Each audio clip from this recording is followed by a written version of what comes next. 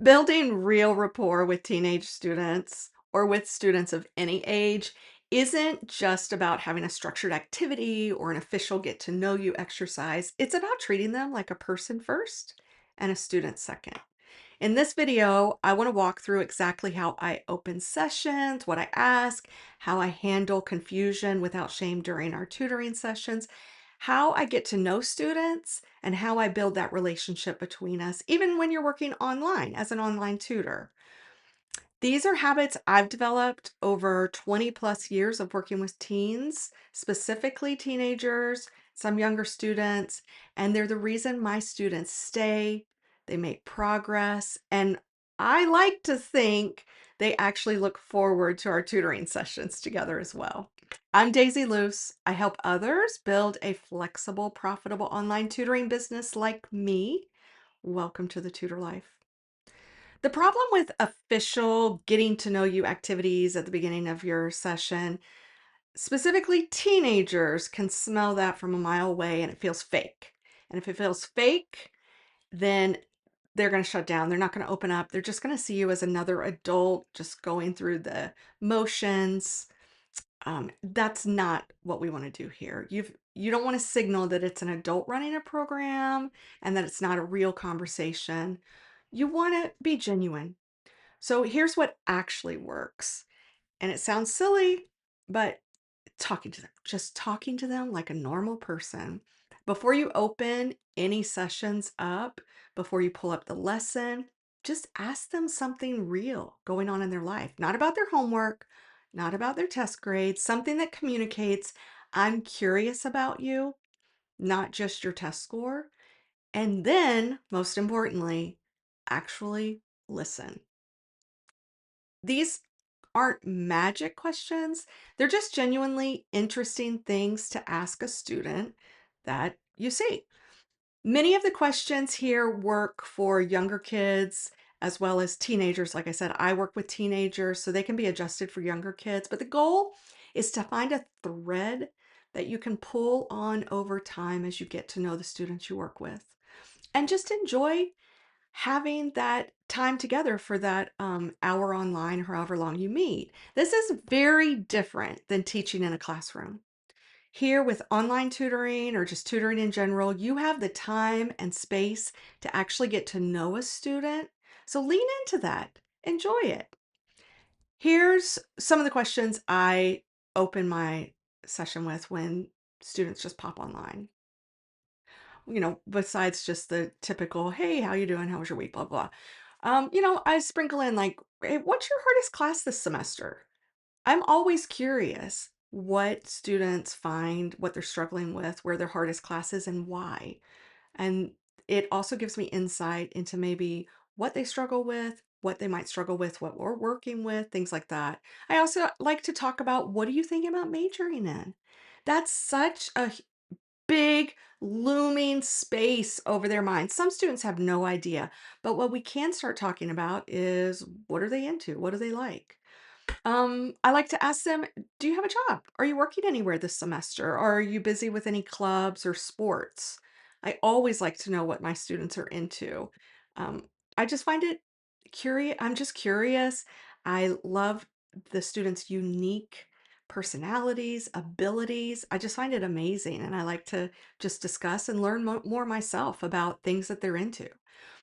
I also check in, see if they're going anywhere, if they have any travel plans on a break coming up. Are they watching any good shows right now? I love that one. And then I am so curious. I like to ask, what app do you spend the most time on? Because over time, I see the ebbs and flows and I see what becomes popular and what dips. And I'm just always really curious about stuff like that. Um, Not only do I find out like about the apps and things, but sometimes when I ask them what show they're watching, I might find a new favorite show myself if I get a good recommendation from them. So you never know. Not only though does it just give you like, an easy way to break open the session, it also really lights kids up. You learn something real about them and you might have become the adult in their life who actually asked a question about themselves. You never know. You don't know what's going on with students and where they're at, if they've had a chance to talk to anybody that day or even feel that somebody cares, besides their parents, of course. I know their parents care. The key, though, to all of this is to also follow up the next session. Mention it. Did you finish your show? Where are you at right now?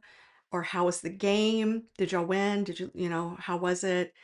Following up is proof you actually listened, that you're not just filling the time. And I actually keep notes. Sometimes I like to jot a quick reminder on the piece of paper I keep for each of my students on what we've done that day. I just make a little note on the side that they have a game, this soccer game this Tuesday, or they're headed to New York this weekend, because I genuinely want to remember to ask about it later.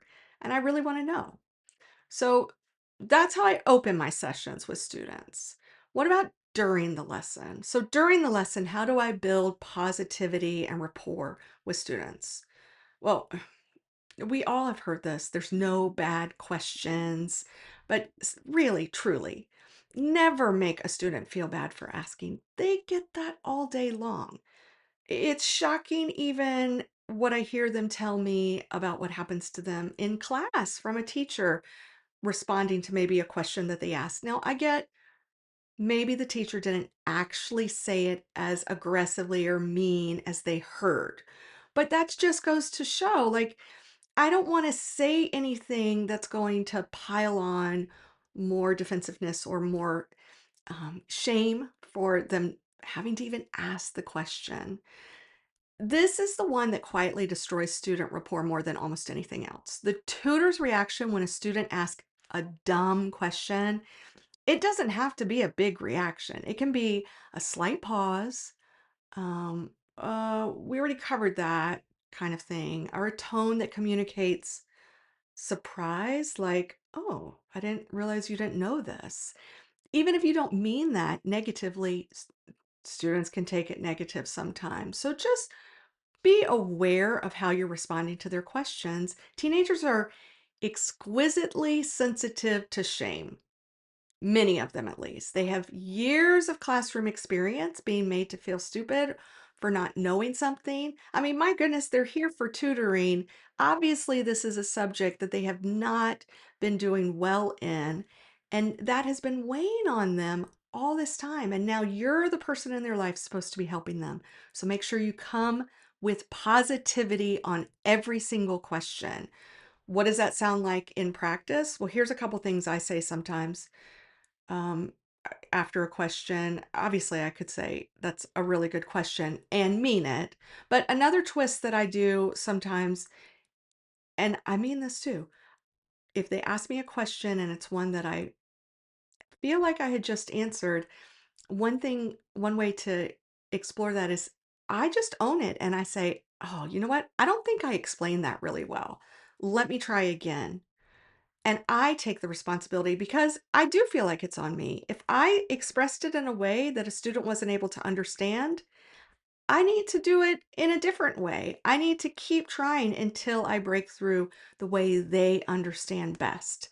That's my job as a tutor, not to keep saying it over and over again the way I want to say it, but the way they're going to hear it and the way they're going to learn it best.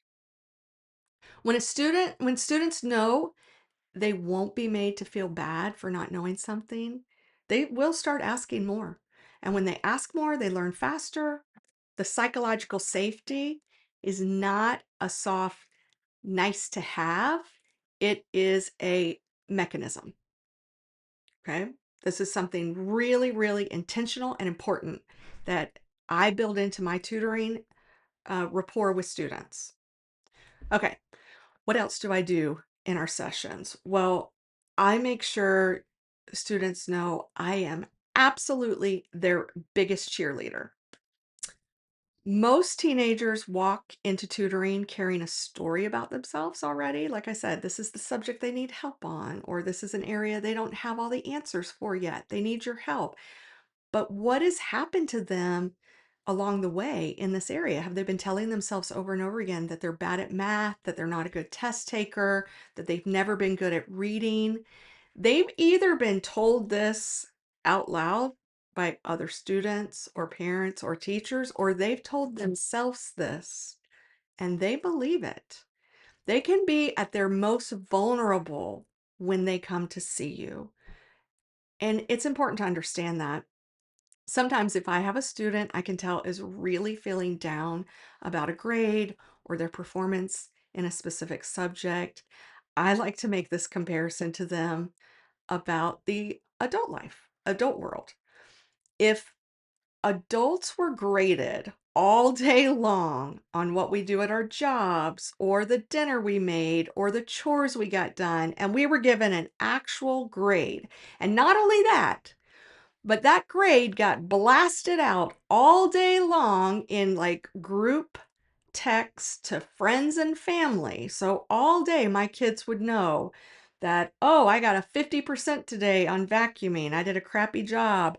Or, oh, I got a 20% at working out because I went to do an hour workout and I only stayed for 10 minutes. I was too hungry. I had to leave or something.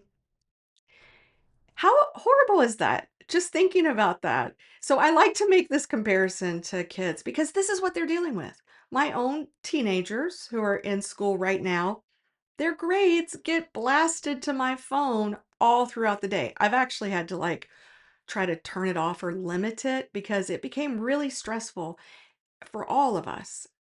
I do check up on their grades, but I don't do it in a way where it's constantly blasting at me bad grades, good grades, all day long, missing grades. That just doesn't feel good. And so I do talk to my students about that sometimes, that little twist, and we usually have a little chuckle about it. Like, yeah, that is hard, and I try to show the empathy that I feel for what they're having to deal with. Having being graded all day long on their ability, that can really affect their self-esteem. So your job isn't always just to teach them the material. It's actually to slowly dismantle that story that they've been telling themselves and replace it with evidence of what they actually can do while building their confidence. That's no small task, but it can be done when you are genuine and you really come from a place that says, I want to be your biggest cheerleader. My job is to find what they are good at and build from there. So, what that looks like sometimes in a session, I do a lot of math along with some other subjects and different test prep, but in math specifically, I can always find something, an area that they have a strength in, whether they're really good at their math facts. Some students just have amazing mental math, even though they've been told over and over again that they're bad at math. And so I point that out. Or maybe they just grasped a concept really quickly that we were going over. And I just say, wow, you got that really fast. Now, I don't compare them to other students when I say that. I don't say, you got that really fast or faster than most students do. I don't want them to ever think I'm judging them and that I'm going to then use their story when I'm talking to another student. So leave other students out of it. Just say what you mean about their ability, period. And once again, this is not about empty praise. If you are not genuine, students will pick up on that pretty fast. You need to be specific while you're trying to build their confidence. When you name exactly what they did well, they will believe you. And more importantly, they will start to believe in it about themselves. And that's the goal, right? To like build up their confidence and get them standing on their own. This is why I love tutoring. I love getting to do this with students, walking with them, helping them to grow as a student. Okay, and then one other thing I often intermingle into our sessions in order to build this student rapport, help build their confidence, help them know I am their biggest cheerleader and I'm there for them for every walk of every step, every bit of the walk in this subject and supporting them. Let's say a student has been paying attention in class, they've been doing their homework, they've been showing up to tutoring, and they're still not totally getting it. For most students, they have no idea if how much they actually understand. They don't know, are they at the starting line and they only understand 10% of this material? Or are they so close to finishing and they have like 90% of it done? It's just that last little bit. They don't know how to wrap up the answer and complete it correctly. So that's where I walk in and I tell them, like, you are this is amazing. You already have 90% of this under your belt. You've done a great job. I can tell you've been paying attention in class. I can tell you've been doing your homework. The uncertainty for them can be really demoralizing when they don't know why they don't have the right answer. It can make them feel like they're failing when they might actually almost be there. And so that's what I do. I let them know how close they are to the finish line, how great of a job they're doing. And I explain to them, I say, as a tutor, me sitting on this side, being able to see the whole picture, I want you to know, I want you to understand how much I see you fully comprehend and how close you are to the finish line. So all we have to do is fill in this one gap. Here are the steps that you missed. Here's what's been tripping you up. You were way closer than you realized. This reframe can really be transformative for students. They often, when they think they don't understand, they've shut down, they've stopped trying, even if they're like 85% of the way there. They don't know it. You don't always know what you don't know. So I'm giving them a map to help them see where they are and realize that they're not as lost as they thought they were. So, those are just a few things I do to build student rapport. Everything in this video might sound like it's just being, oh, it's just warm and fuzzy, and it is, but it's also very practical. Students who feel safe ask more questions, which means you teach them more effectively. And students who know where they stand try harder. Students who feel seen actually look forward to sessions, I think. I think. Don't quote me on that one, but I really do think most of my students don't mind coming to tutoring. I'm not going to go so far as to say they love going to their tutoring sessions, but maybe don't mind it. And I do get fewer cancellations, longer client relationships, and more referrals. It also, you know, to be a little selfish here, it also makes tutoring fun for me. These students, in essence, can sometimes be the only people you see during a workday, really specifically if you are an online tutor. So you want to make the most of that time to build into these relationships as a tutor, of course, build into these students, enjoy that time together that you're working with somebody, enjoy the gift that you're giving them, that you're helping them so much in even if it's in just this one little subject area, it really can have that ripple down effect throughout their life. And that's exciting. That's fun to think about. The best tutoring session isn't the one where you covered the most material. Not always, at least. It's the one where the student felt left feeling the most capable. So hang out with me for more tutoring content as we live this tutor life together. And bye for now.